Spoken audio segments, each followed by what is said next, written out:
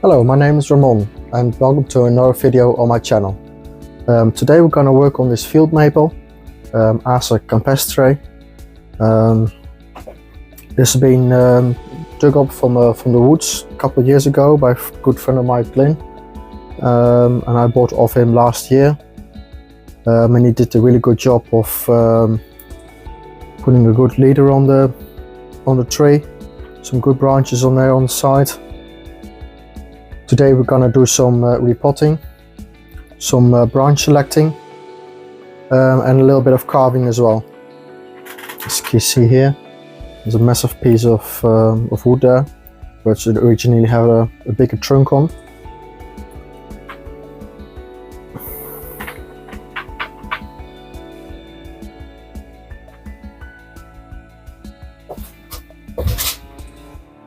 Field maple are very strong growing trees, and they can make really long internodes, but we can't use that as on our advantage really, so we can develop this really quick.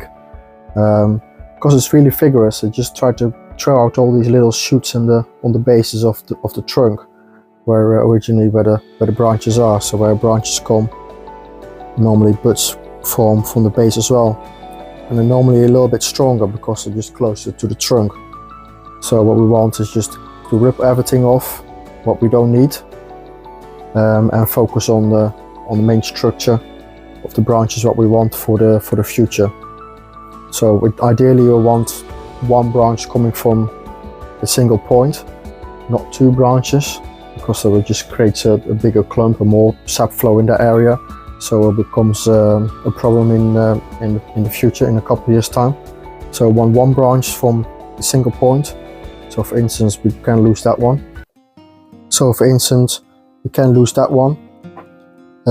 What we look at as well is just the shape of the branch.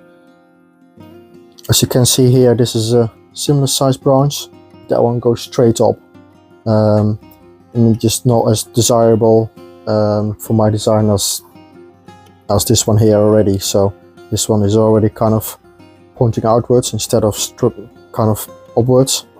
So this is going to be one of the branches we're going to keep. So this one over here is going to be in competition with that one, so we can lose that one.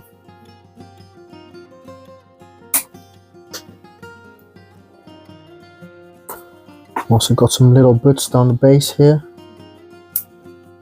We just don't want that. During the growing season there will be more popping up, so once you see some new buds popping up, you can just rip them off like that, or you can cut them off with some scissors.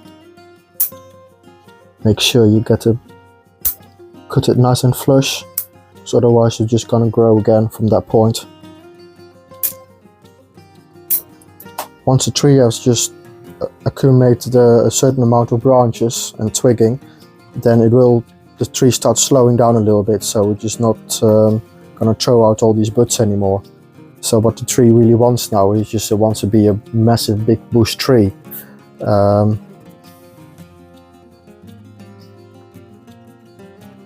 So what the tree wants to be is a really big tree really.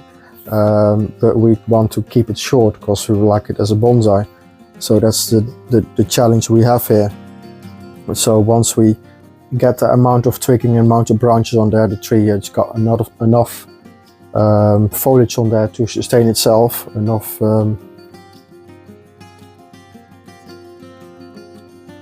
so we don't need to throw out these new shoots anymore.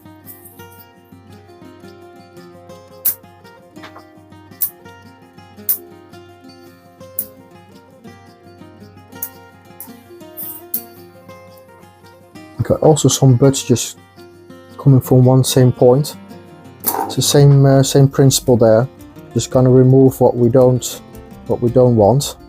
Anything which is kind of point towards the tree, inside the tree, we can remove. Anything will go straight upwards, or as this one, it's just the shape of it. It just goes too far out. It's a little bit too horizontal towards that one. So that one is not so nice. That one can go. A little bit on the side there too. Then we'll just leave with 2 buds there, and I would just love to just get rid of 1 and then keep another 1 there. So then we just go from 1 to 2 basically.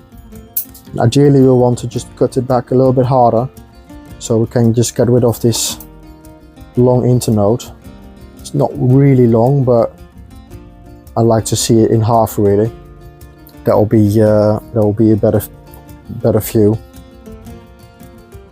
We can cut it back there as well. We don't need that bud on top, so we're gonna get rid of that.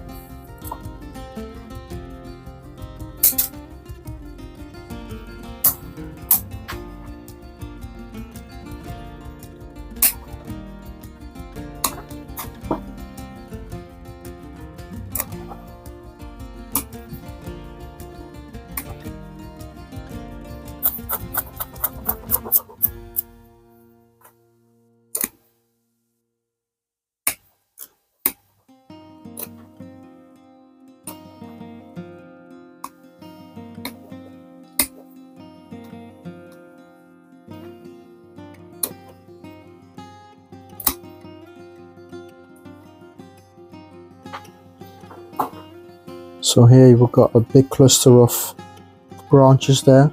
So I want to just keep really simple. We just want to just keep this one here. We don't want anything up there.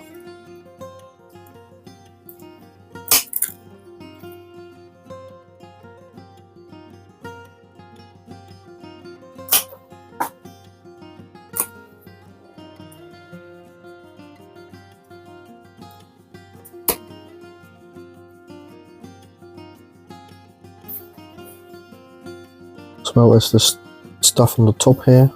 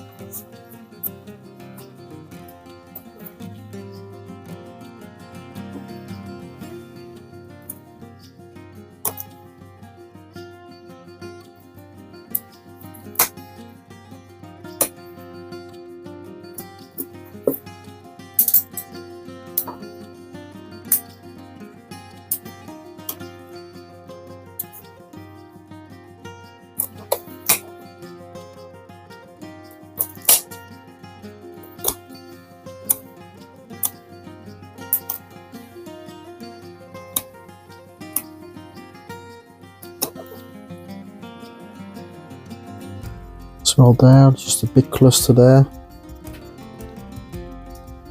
where previous multiple shoots have come out of. So we want to just again nice and flush. So even if you leave a little tiny little stub, they'll create a new bud will just appear from that.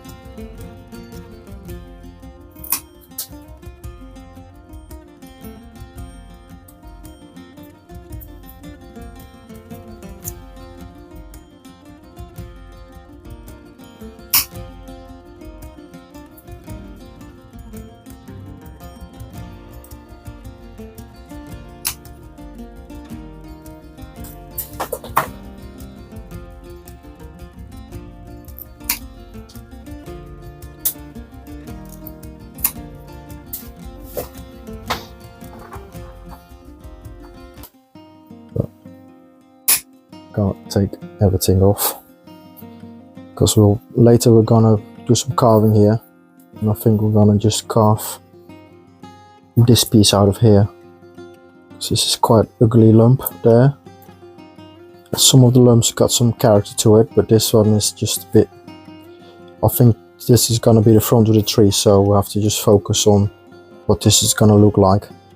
So I think just some deadwood around here, something like that. Some bit of a hollow. So that will be another branch there. It's a good thickness there. So I just had a little look at the top here. In my opinion, this is a little bit too straight. So we just have to have a look for a space where we can prune it down to and get rid of the straightness and to increase the taper of it. So even if we're gonna, for example, if we want to cut it down here, the taper is quite extreme, but in a couple of years time, when this one has been developed, this will be a lot thicker, and then the taper will be quite nice. But this one is just kind of goes back on you, goes towards the back. It's not quite as nice. We can wire this in position, but it's not going to look particularly nice. So I think another option is to use this one. So it'll be a nice little line, just goes up and then go to the right again. And then from there on we can just make another decision where the top goes in the future. So that's why we're gonna cut it off.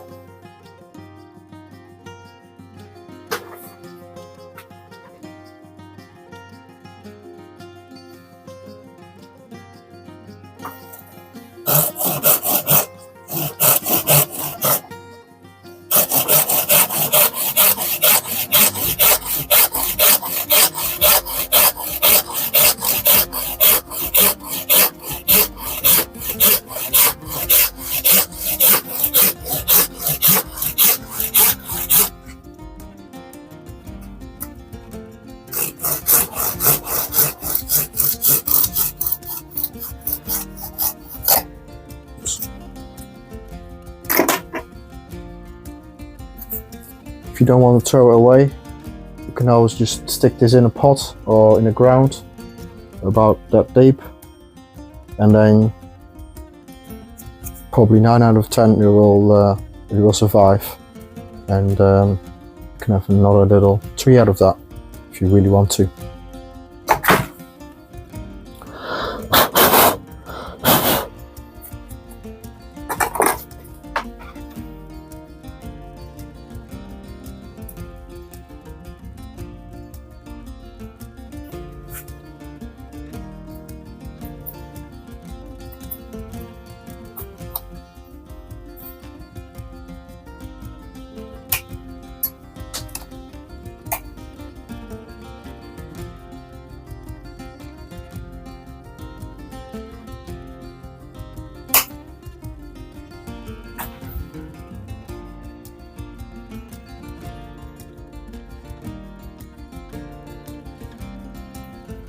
So now just cut it back to 2 birds again.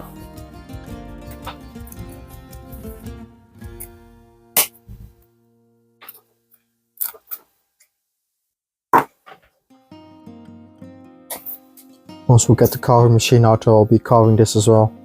Carve a little slit in there so that it will heal nicely. And there'll be a nicer look to there. You can do it with a knob cutter, but it just takes a little bit extra time. But I think the carving tool is just a little bit more precise than that. Alright.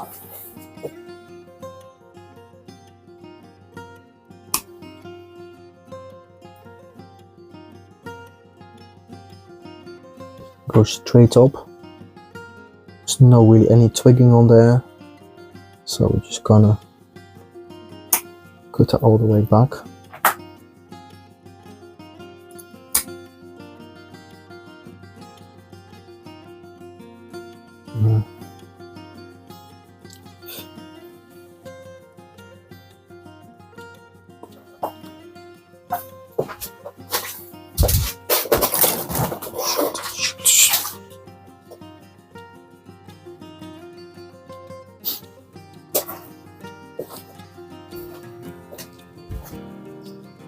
Now we have made a decision on all the branches. A good branch selection. See, it's a little bit bare now, but this is the basics of the tree. We've got almost a branch in every direction. We've got a nice one down there, nice one here, on that side there. Branches all the way around really. So now we're gonna mark out where we're gonna do some carving, how much we want to remove. So I want to just create a shape that is natural as possible. So it's normally kind of a V kind of shape. So in the forest or in the nature, just this will gather, as you can see here, it starts to crack. And then when it cracks, the water can penetrate in there, and then it just kind of just rots away over time.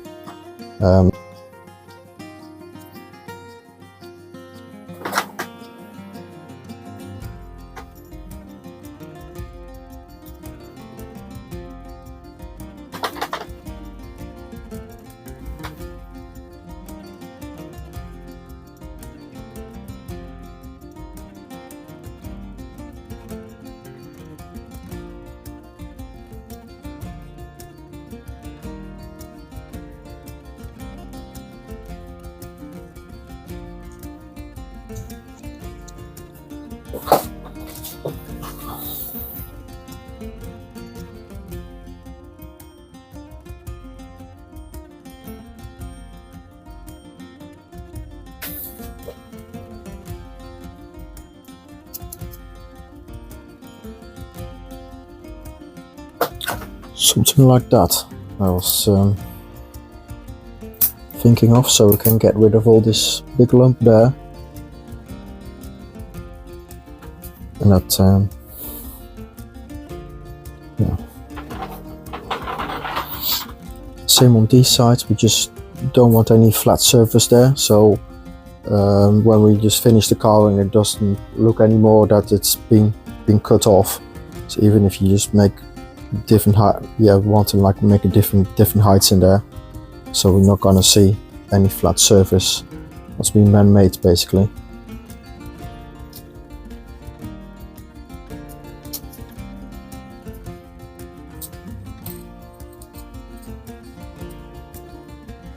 I like to just run everything in a V basically, because that's just, it's nicer for the flow of the sap, just to go around it. Any kind of round or straight angled shapes, it doesn't really work. It's almost like water basically, the sap flow. You just kind of just want to flow around it.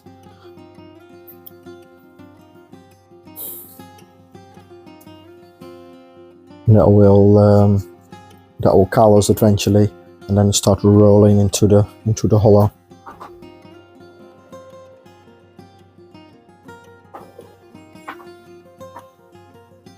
As you can see here, there's been callousing down there.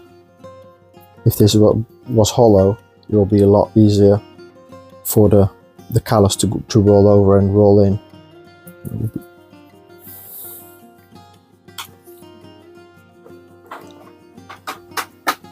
So I want to start the carving right now, really, as first, as we now got full access to the hollow, to the wood. Once you just got a bit of a canopy on here, with lots of branches and twigging, it will get a lot more difficult to get your carving machine in there and your tool, and the possibilities of damaging branches and stuff where you've been growing for years. So this is a very easy way, and you got less branches to get damaged as well. For the carving, I'm gonna use a Makita die grinder, and on that we got a terrier tool from Acer Bonsai. So it's got 3 cutting heads, 1, 2, 3. And they're all about 6 millimeters, about 6 millimeters wide. So just this removes a lot of wood really quick. So we start off with this one, and then we're gonna progress into smaller tools to get some more detail into the wood.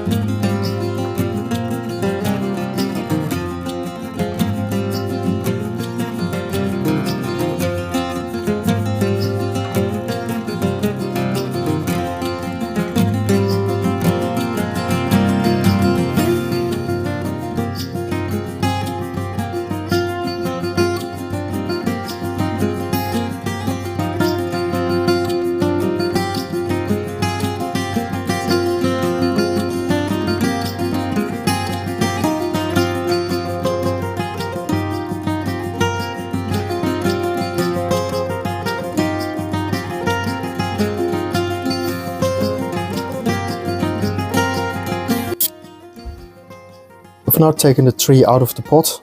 It was not too bad. It was not too compact, mainly due to the soil.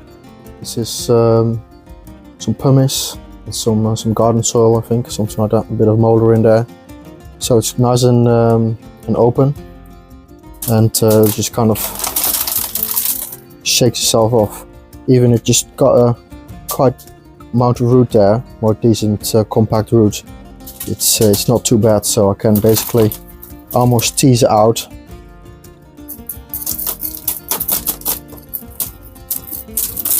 Slowly, so it shouldn't be a difficult job here. The tree could have stayed in the pot a bit longer, but I wanted to know what the roots are like, and yeah, do some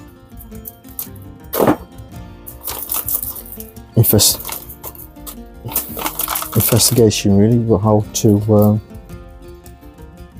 just to inspect the roots, how they are, and then reposition them into a better position so everything just goes nice and flat. And we're going to start building a proper nebari.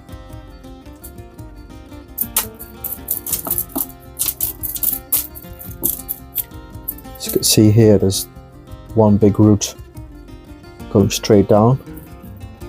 It's quite fat, so if we can bend it up or something like that, we'll just do it. If there's anything else coming down this way, what will be nice and flat to the surface, we're gonna just sacrifice that one, and we're gonna continue with one kind of closer to the trunk. Got the same principle as the branches, basically.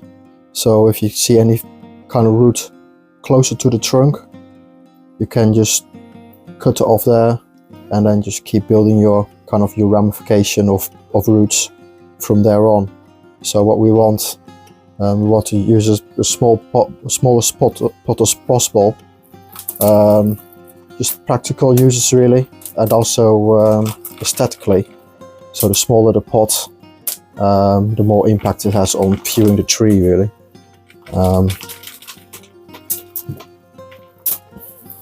So that's why you don't want to have too much wood as this in the pot. So if my ramification or starts from here, basically, just start to sprout, so just go from 1 to 2 roots. I need a quite large pot before it starts to kind of spread out nicely. So what we want is just to sprout it as close as possible, and then from there on, and then we might want them really big nebari like that, but then with all smaller roots just all kind of flared out like that. So that will be ideal. But there might be still a couple of years left in here. Not too long. I think really want to have a kind of a trident nebari. I think 10 years you'll be surprised.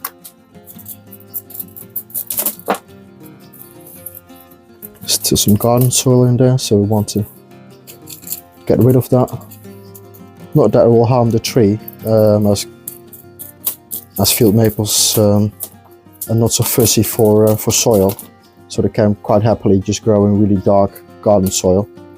But for growing purposes, it's just, I like it better when the tree just grows in one type of soil, not just a little bit here still, not a little bit there. Just want everything in the same mix, so roots will just grow a little bit better in that place and evenly.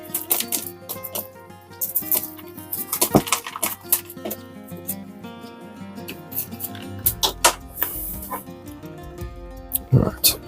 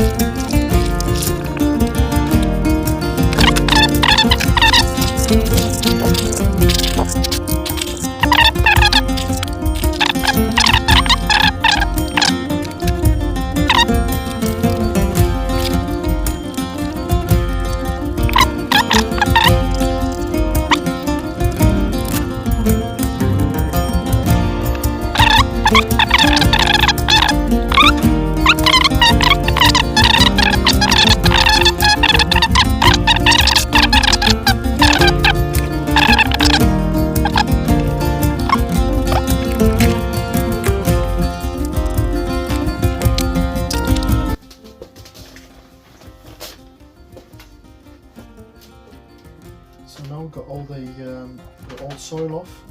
As you can see, lots of plenty of roots there. Haven't pruned anything off yet. Just planting here as well. So this was all kind of hidden. So quite interesting. So now we have to decide what we're going to prune off to improve the nebari for the future. So there's quite a nice part of roots down there. So I kind of prefer these kind of roots because they're just splitting into multiples instead of just having one and one like that. But the only problem with that is when you're going to take a front of the tree there, just the tree's kind of just going inwards a little bit, so you just get a bit of a reinforced taper. So then we have to sacrifice this big one there and possibly this side of the tree. So for now we're just gonna keep that, we're just gonna improve it, and then I'm just gonna shorten it back really. And maybe in the future we can just get rid of that one there, just to utilize that a little bit more. The only problem is that that's just a little bit too high, you see, so that's the trickiest thing. So sometimes these trees from gardens, they just have multiple sets of roots. So when you collect something like this, it's very important when you just take all the soil off. And that's just a hard decision to make, to choose the right nebari, what's the best for the tree, and then you make a big decision there to just get onto the right track really. For now we don't want to do any roots are just going straight upwards or straight down, so it's been well done before really. So as you can see here, it's nice and flat, good colors all the way around it. So Glenn, the guy who collected it, he did a good job of getting it as shallow as possible really. So that's yeah, that's really good.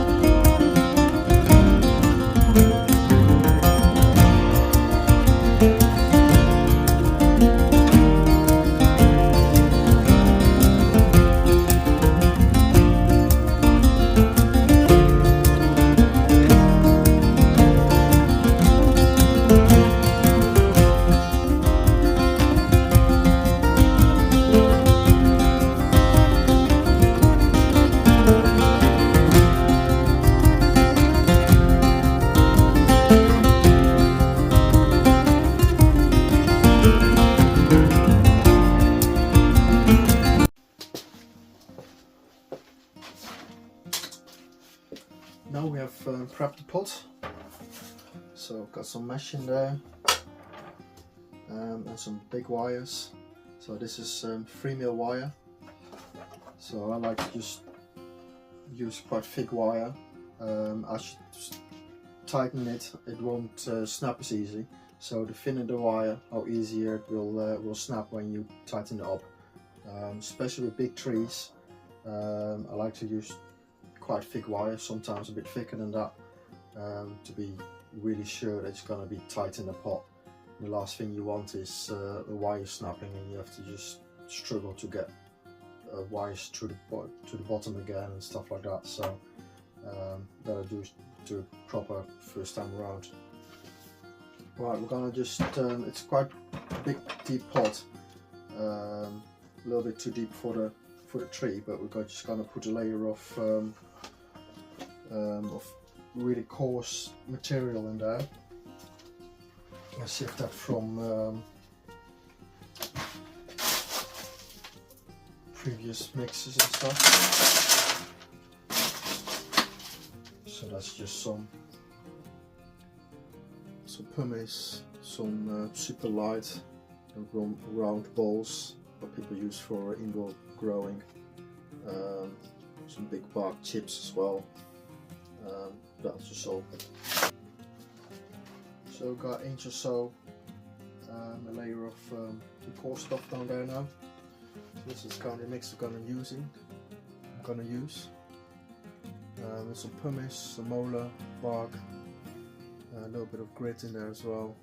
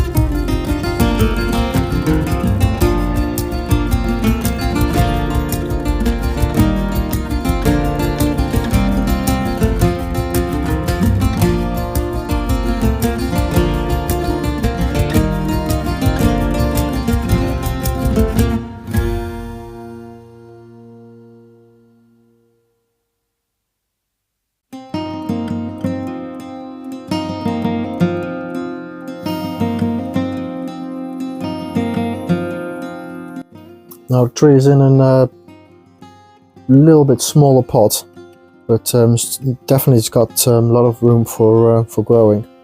So now we just know what's underneath there. We can just concentrate on the top here, and just grow that out. So the more volume of soil you have, the more roots you can grow, and the more branches you can grow, the faster you can grow basically. So going into a really small bonsai pot, it just restricts the growth, so it just won't grow as fast. So we're not really bothered about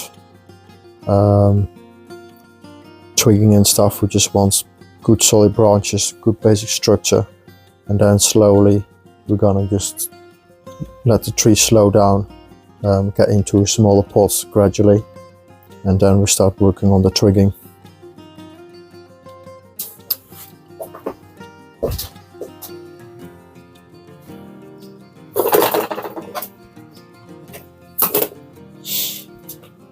we're gonna just put some wire on the tree here. So we just want to just get a little bit movement into that. That one, maybe a little bit. That one there. Couple ones there.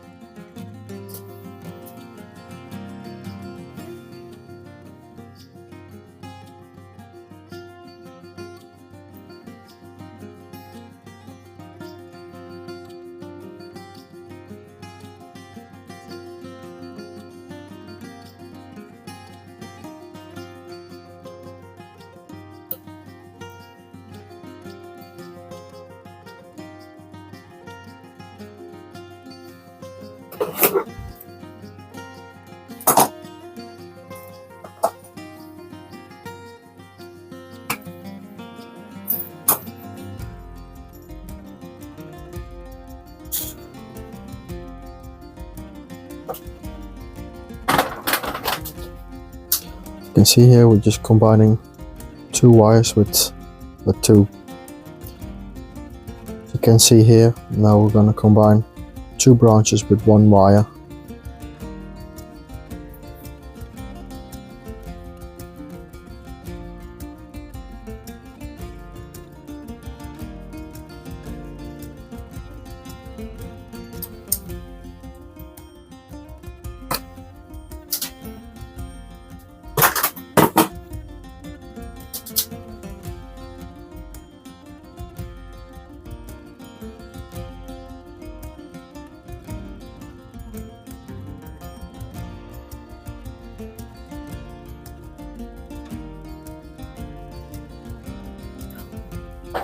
You can see we made a nice bit of movement in there already.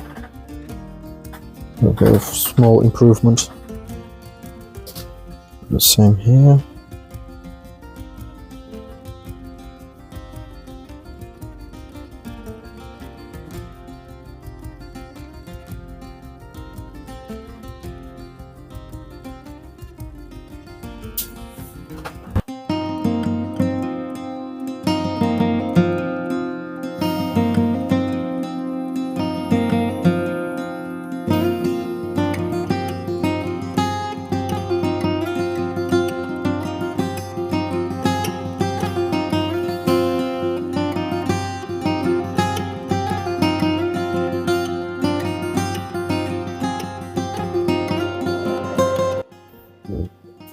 Deciduous trees, I always like to use a little bit thicker wire than usual. So normally it's 1/3 of the thickness of the branch, but sometimes deciduous trees I like to use half the size, or sometimes the same size, all depending on how stiff the branch is really.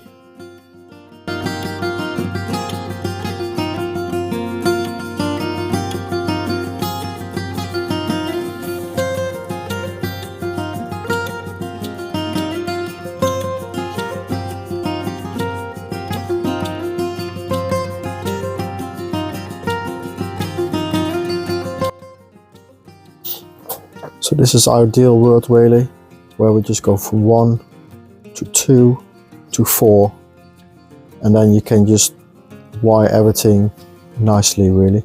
So there's not too much wire on there. Every branch got a piece of wire on.